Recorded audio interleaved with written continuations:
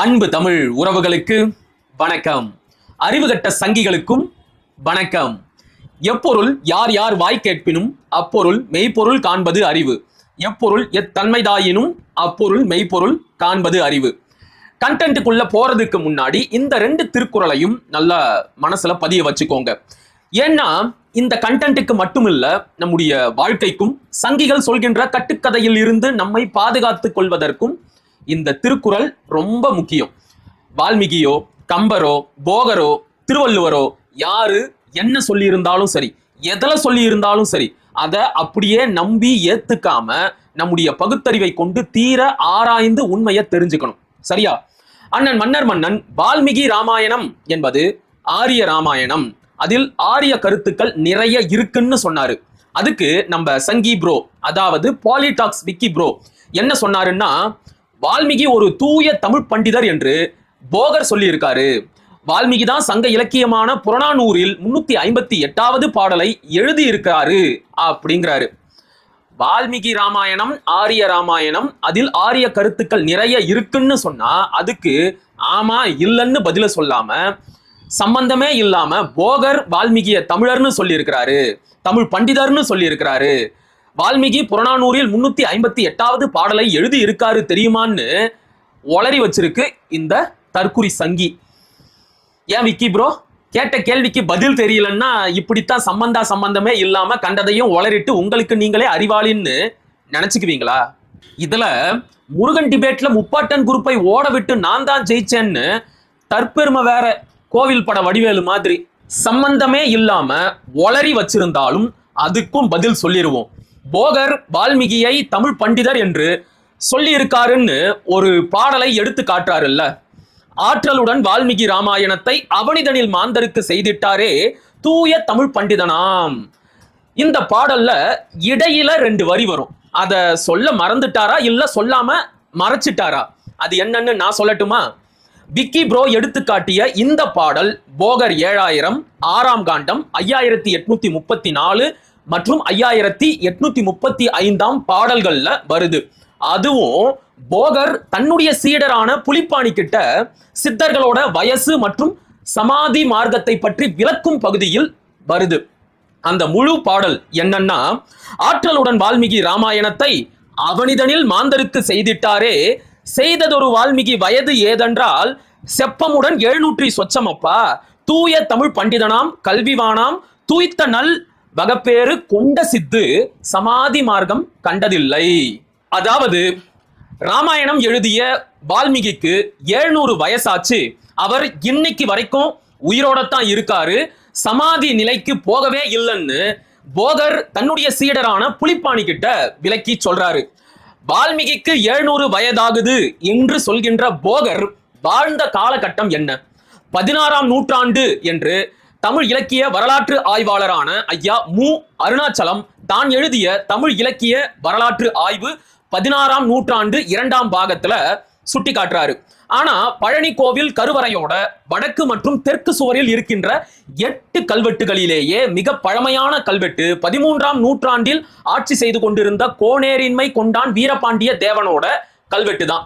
13ஆம் நூற்றாண்டிலேயே வீரபாண்டிய தேவன் பழனி கோவிலுக்கு கொடை கொடுத்திருக்காரு அப்படின்னா ஐயா மு அருணாச்சலம் சொல்ற மாதிரி போகர் 16ஆம் நூற்றாண்டை சேர்ந்தவராக இருப்பதற்கு வாய்ப்பே கிடையாது. நிச்சயமாக அதற்கும் முன்னாடியே 13ஆம் நூற்றாண்டுக்கும் முன்பாகவே அல்லது 13ஆம் நூற்றாண்டுக்கு தொடக்கத்திலேயே வாழ்ந்து பழனி முருகன் நவபாஷான சிலையை செய்திருக்க வேண்டும். ஏன்னா அதுக்கு முந்தைய காலகட்டங்கள்ல இந்த பழனி கோவிலை பற்றிய எந்த ஒரு வரலாற்று தகவலும் இல்லை. ஆக 13ஆம் நூற்றாண்டில் வாழ்ந்த போகர் வால்மீகியோட வயசு 700ன்னு சொல்றாரு. அதாவது தன்னை விட வால்மீகி 700 ஆண்டுகள் மூத்தவர் என்று போகரே தன்னுடைய பாடல்ல சுட்டி காட்டுறாரு. இப்ப போகர் வாழ்ந்த 13ஆம் நூற்றாண்டில் இருந்து 700 ஆண்டுகள் பின்னோக்கி சென்றால் கிபி 6ஆம் நூற்றாண்டு வருது. அப்படியானால் இந்த கிபி 6ஆம் நூற்றாண்டில் தான் வால்மீகி தோன்றி ராமாயணத்தை எழுதினாரா? தமிழ்நாட்டில் களப்பிரர்களோட ஆட்சி முடியும் நிலையில் தொண்டை மண்டலத்தில் பல்லவ அரசனான சிம்ம விஷ்ணு ஆட்சி செய்து கொண்டிருந்த காலகட்டத்தில் தெற்கே கடுங்கோன் பாண்டியன் களப்பிரர்களிடம் இருந்து தன்னுடைய பாண்டிய நாட்டை மீட்டு ஆட்சி செய்து கொண்டிருந்த காலகட்டத்தில் தான் வால்மீகி தோன்றி ராமாயணத்தை எழுதியதாக போகர் சொல்றாரா? என்ன விக்கி ப்ரோ, ராமாயணம் நடந்தது, அதை வால்மீகி எழுதியது எல்லாமே திரேதா யுகம் என்று புராண இதிகாசங்கள் சொல்லுது. புராண இதிகாசங்களை ஏத்துக்கலன்னாலும் பரவாயில்ல, வரலாற்று ஆய்வுகளின்படி வால்மீகி ராமாயணம் எழுதப்பட்டது கிமு 3 அல்லது 4ஆம் நூற்றாண்டு என்று சொல்லப்படுது. ஆனா போகர் என்ன சொல்றாருன்னா கிபி 6ஆம் நூற்றாண்டில் தான் வால்மீகி தோன்றி ராமாயணத்தை எழுதியதாக தன்னுடைய பாடல்ல சுட்டி காட்டுறாரு. இப்ப இது மூணுத்துல எது உண்மை? புராண இதிகாசங்கள் சொல்வது உண்மையா, வரலாற்று ஆய்வாளர்கள் சொல்வது உண்மையா, போகர் சொல்வது உண்மையா?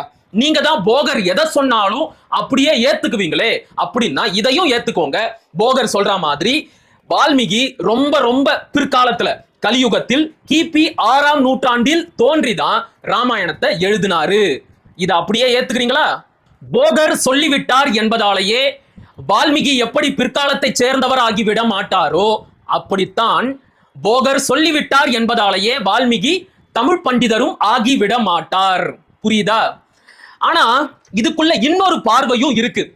போகர் தன்னுடைய பாடல்களில் சுட்டிக்காட்டும் வால்மீகி என்பவர் ஞானம் 16 என்ற 16 பாடல்களை எழுதிய சித்தர் வால்மீகியா இருக்கலாம்னு ஆய்வாளர்கள் சொல்றாங்க. ஆமா, 18 சித்தர்கள்ல வால்மீகி என்ற சித்தரும் இருக்காரு. அவரு ஞானம் 16 என்ற 16 பாடல்களை கொண்ட சூத்திர ஞானத்தை தமிழிலேயே பாடி இருக்காரு. போகரும் கூட வால்மீகியை பற்றி பாடும் பாடலில் குவளையத்தில் பேர் கொண்ட ஞான சித்து, தேனான வைதீக சாத்திரங்களை தெளிவுடனே கட்டி வைத்த ஞான சித்து அப்படின்னு பாடி இருக்காரு. சோ இந்த ஞானம் 16 பாடிய சித்தர் வால்மீகியத்தான் ராமாயணம் எழுதிய வால்மீகி மகரிஷின்னு நினைச்சுக்கிட்டு போகர் தன்னுடைய பாடல்ல குறிப்பிட்டு இருக்கலாம். எது எப்படியோ போகருடைய பாடல்ல நிறைய முரண்பாடுகள் இருக்கு.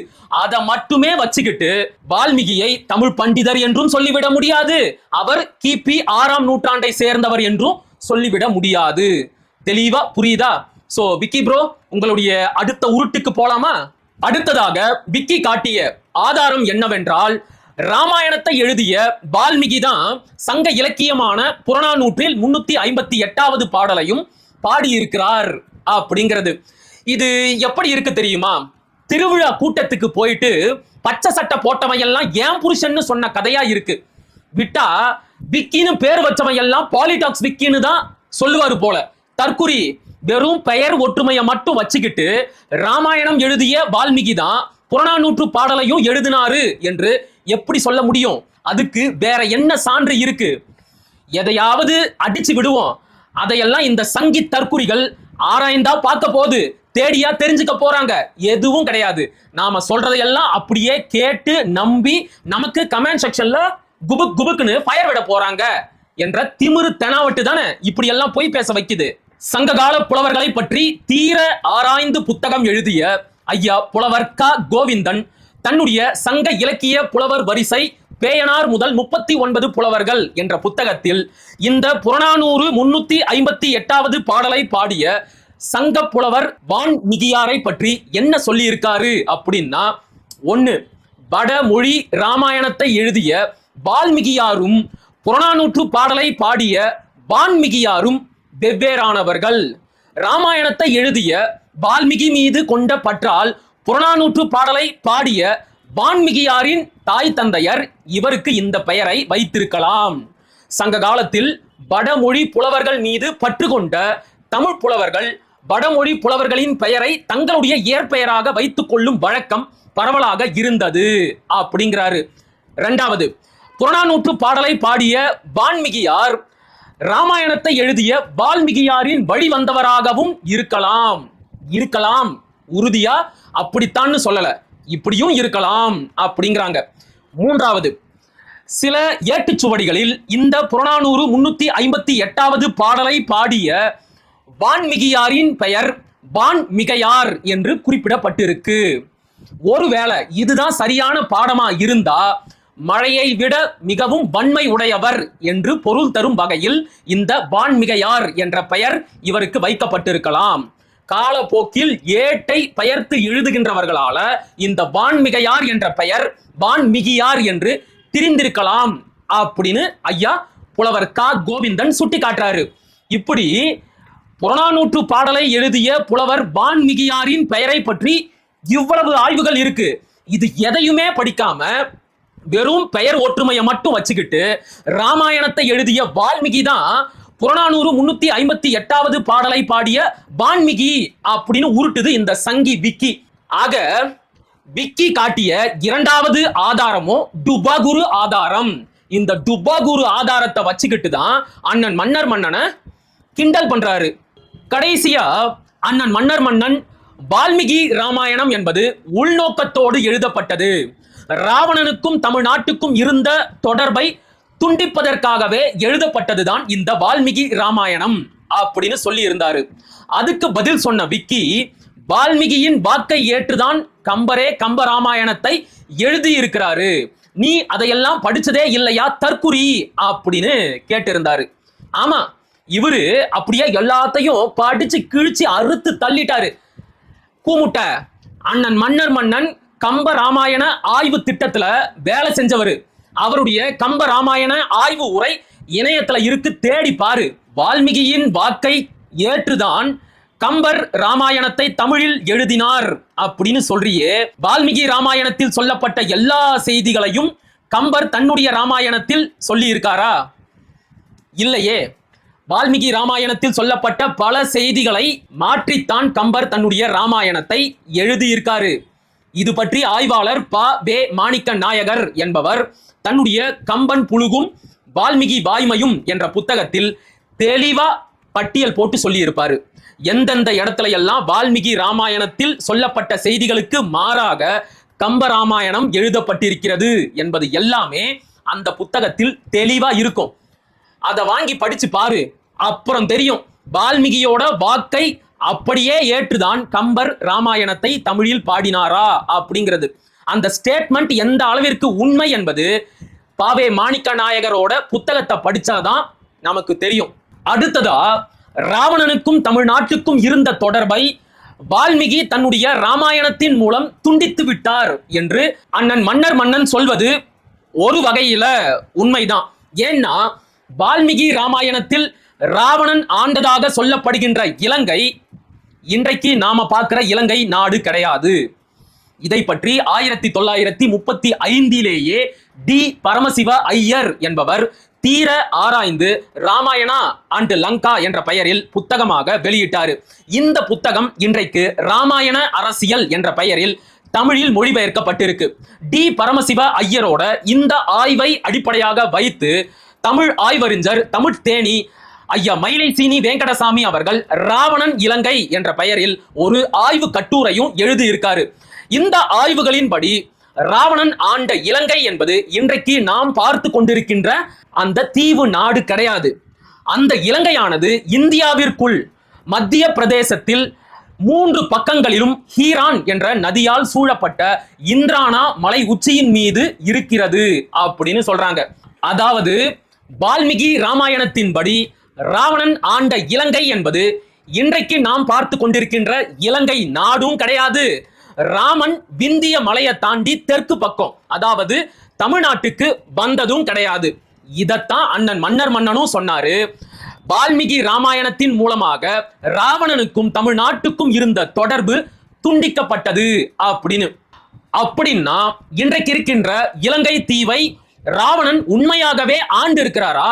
அதற்கு ஏதாச்சும் சான்றுகள் இருக்கா அப்படின்னு கேட்டா இல்லைன்னு தான் சொல்லணும். இதுநாள் வரைக்கும் அதை உறுதிப்படுத்த போதுமான அளவிற்கு நமக்கு எந்த விதமான சான்றுகளும் கிடைக்கவில்லை.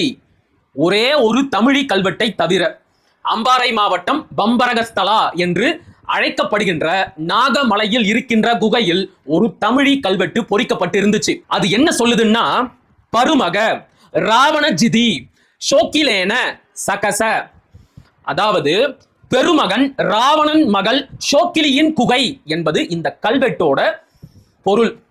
சிங்கள தொல்பொருள் ஆய்வாளர்கள் இந்த தமிழி கல்வெட்டில் இருந்த ரவண என்ற பெயரை திசக என்று மாற்றி படித்து இன்ஸ்கிரிப்ஷன் ஆஃப் சிலோன் வால்யூம் 1 என்ற புத்தகத்தில் 1970ஆம் ஆண்டு பதிப்பிச்சாங்க. அதை அப்படியே வெளியவும் விட்டாங்க. 2020ஆம் ஆண்டு ஆய்வாளர் திருச்செல்வம் என்பவர் இந்த தமிழி கல்வெட்டுகளோட உண்மை தன்மையை ஆராய்ந்து இந்த தமிழி கல்வெட்டில் குறிப்பிடப்படுகின்ற பெயர் திசக கிடையாது, ராவண என்ற உண்மையை வெளி உலகத்திற்கு கொண்டு வந்தாரு. இந்த ஒரு கல்வெட்டை மட்டுமே வச்சுக்கிட்டு ராவணன் தான் இன்றைக்கு இருக்கின்ற இலங்கை நாட்டை ஆண்டாரு அப்படின்னு சொல்ல முடியாது. ஆனா 2000 ஆண்டுகளுக்கு முன்பாகவே ராவணன் என்ற பெயர் இலங்கை தீவில் அறியப்பட்டிருந்தது. அந்த தொடர்பை தான் வால்மீகி தன்னுடைய ராமாயணத்தின் மூலமாக துண்டித்து விட்டார் என்று அண்ணன் மன்னன் சொல்றாரு. இதுல என்ன தப்பு இருக்கு? ஆக எதையும் முழுசா படிக்கிறது கிடையாது. அறகுறையா அங்க கொஞ்சம் இங்க கொஞ்சம் மேஞ்சிட்டு வந்து யாரை பத்தி பேசுறோம், அவங்களுடைய தகுதி தராதரம் என்ன, அவங்களுடைய தமிழ் தொண்டு என்ன என்பதை பற்றி எல்லாம் எதுவுமே தெரியாம வாய்க்கு வந்ததையெல்லாம் ஒளரி கொட்டி வச்சிருக்கிறாரு சங்கி தற்குறியான விக்கி. அவர் ஒளறதையும் லட்சக்கணக்கான பேர் எந்த விதமான பகுத்தறிவும் ஆய்வு மனப்பான்மையும் இல்லாம அப்படியே நம்பி தொலைச்சிருக்கிறாங்க. இந்த தமிழ் சமூகம் உருப்படுமா? வாசிக்கணும், தேடி படிக்கணும், படிச்சு உண்மையை தெரிஞ்சுக்கணும். அதை விட்டுட்டு எவன் எதை சொன்னாலும் அப்படியே நம்புறது. இப்ப நான் சொல்றத கூட நீங்க அப்படியே நம்பணும், ஏத்துக்கணும்னு சொல்லல. போங்க, போய் தேடி படிங்க, ஆராய்ச்சி பாருங்க, உண்மை என்னங்கிறத கண்டுபிடிங்க. இதத்தான் முதல்லயே ஒரு திருக்குறள் மூலமா சுட்டி காட்டினேன். எப்பொருள் யார் யார் வாய் கேட்பினும் அப்பொருள் மெய்ப்பொருள் காண்பது அறிவு. போகர் சொன்னாரு, திருவள்ளுவர் சொன்னாரு, கம்பர் சொன்னாரு, வால்மீகி சொன்னாருன்னு எல்லாத்தையும் அப்படியே நம்பி ஏத்துக்க கூடாது. எப்பொருள் எத்தன்மைதாயினும் அப்பொருள் மெய்ப்பொருள் காண்பது அறிவு. ஒரு செய்தி ராமாயணத்துல இருக்கு, கம்ப ராமாயணத்துல இருக்கு, திருக்குறள்ல இருக்கு, போகர் 7000த்துல இருக்கு என்பதாலேயே அது எல்லாம் உண்மை ஆயிடாது. அதையும் தீர ஆராய்ந்து பார்த்துதான் உண்மையை தெரிஞ்சுக்கணும். புரியுதா? ஆய்வுங்கிறது வேற, நம்பிக்கை என்பது வேற. போகர் சொல்லிட்டாரு அதனால நான் வால்மீகிய தமிழ் பண்டிதர்னு நம்புவேன்னா நம்பிட்டு போங்க. ஆனா ஆய்வு உலகத்துக்குள்ள அடி எடுத்து வச்சுட்டா அந்த கருத்துக்கள் எல்லாமே கேள்வி கேட்கப்படும், ஆராயப்படும், ஆராய்ந்து உண்மை கண்டறியப்படும். உண்மை கசக்கத்தான் செய்யும். அது பிடிக்கல அப்படின்னா காதையும் வாயையும் பொத்திக்கிட்டு ஒதுங்கி போயிடணும். அதை விட்டுட்டு உண்மையை எடுத்து சொல்றவன தற்குறி, முட்டாள் அப்படின்னு எல்லாம் கிண்டல் பண்ணக்கூடாது. சரியா? இறுதியா ஒண்ணு மட்டும் சொல்லிக்கிறேன். அண்ணன் மன்னன் சின்ன வயசுல வேளாங்கண்ணிக்கு சுற்றுலா போகும்போது எடுத்த போட்டோவை வச்சுக்கிட்டு அவரை கிறிஸ்தவர்னு சித்தரிக்கிறீங்களே, எவ்வளவு கேவலமான புத்தி இது! அந்த புகைப்படத்தை நீங்களா தேடி கண்டுபிடிச்சிங்களா? இவர் பெரிய ஜேம்ஸ் பாண்ட் 007 துப்பறிஞ்சு உண்மையை கண்டுபிடிக்கிறாரு. அண்ணன் மன்னன் தன்னுடைய சின்ன வயசு புகைப்படத்தை தன்னுடைய சமூக வலைதள பக்கத்துல பதிவிட்டு இருந்தாரு. அதை பீராஞ்சி பொறுக்கி கொண்டு வந்து பொறுக்கித்தனமான ஒரு கருத்தை சொல்லுது இந்த சங்கி தற்குறி. இன்னைக்கும் தஞ்சை பெரிய கோவிலுக்கு நிறைய இஸ்லாமியர்கள் வராங்க, பர்தா போட்டுக்கிட்டே வராங்க, புகைப்படங்களை எடுக்கிறாங்க. அதுக்காக அவங்க எல்லாருமே இந்துக்களா மாறிட்டாங்கன்னு சொல்லுவீங்களா? திருப்பரங்குன்றத்தில் இருக்கின்ற தர்காவிற்கு நிறைய இந்துக்கள் வழிபாட்டுக்கு போறாங்க, கெடா வெட்டி சாப்பிட்டுட்டு வராங்க. அதுக்காக அவங்க எல்லாம் முஸ்லீமா மாறிட்டாங்கன்னு சொல்லுவீங்களா? தற்குறி. எனக்கும் கூட ஒரு போட்டோ கிடைச்சிருக்கு, பாக்குறீங்களா? பாருங்க. இந்த புகைப்படத்துல இருக்கிற தவிட்டு தற்குறி யாருன்னு எங்களுக்கு நல்லா தெரியுது. அந்த சங்கி தவிட்டு தற்குறிக்கு பின்னாடி இருக்கிற பேனர் யாருடையது? சமூக சேவை அமைப்புடையதா? மாட்டு சாணத்தை பஞ்ச கவ்யம் அப்படின்னும் மாட்டு கோமியத்தை தீர்த்தம்னு சொல்லி குடிக்கிற RSS சங்கி கும்பலோட மாணவர் அமைப்பான ABVPயோட பேனர் அது. அந்த பேனர் முன்னாடி இந்த தவிட்டு தற்குறிக்கு என்ன வேலை? அப்ப நாங்க எங்களுடைய உண்மையான வரலாற்றை ஆராய்ந்தால் சங்கிங்களுக்கு வயிறு எரியுது, அப்படித்தானே? எரியட்டும், நல்லா எரியட்டும். மீண்டும் ஒரு காணொளியில் சந்திப்போம். அதுவரை இணைந்திருங்கள். இது உங்கள் நெற்றிக்கண். நான் உங்கள் அசோக்குமார் மகிழன்.